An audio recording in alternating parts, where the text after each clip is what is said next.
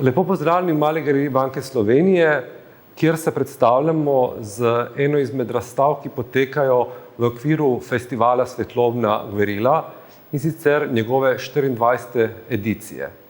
Razstava, tako kot festival, poteka pod naslovom Transformacije, ki je tudi nekako njegov tematski okvir.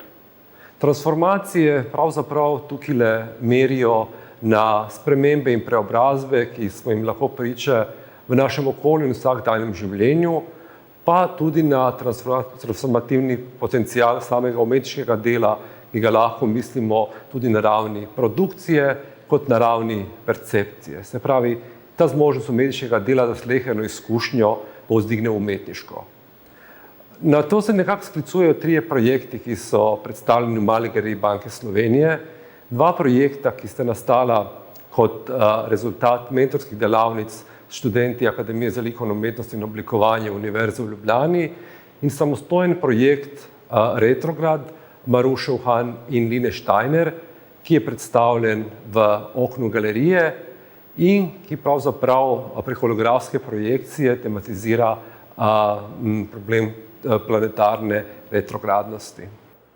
Predstavljamo delo nastalo v okviru laboratorija Svetlobne gverile, delavnice tako imenovane video hacking, kjer smo študenti in študentkami ljubljanskega ALUO-ja raziskovali različne video tehnike, analogne, digitalne, vse različne vrste formatov in s pomočjo starih nadzornih videosistemov ustvarili nekak živ organizem, kjer smo uporabljali circuit bending tehniko, dirty mixing in pa video glitch art osnove. Študenti so se spoznali z različnimi analognimi videoformati fizičnih oblik in vsemi njihovimi povezavami, vse skupaj pa je tole končalo v nekem organizmu, kjer ni kreativnega direktorja, ampak je sam objekt. Tudi naša delavnica je bila del laboratorija Svetlobne gverile z naslovom Videotransformacije. Na njej smo raziskovali starejšo in novejšo tehnologijo videa.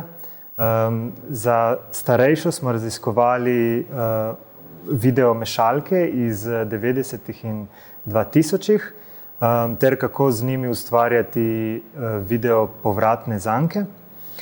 Za bolj digitalni del pa smo se učili programskega jezika Hydra, s katerim lahko tako sintetiziramo video in tudi manipuliramo z njim.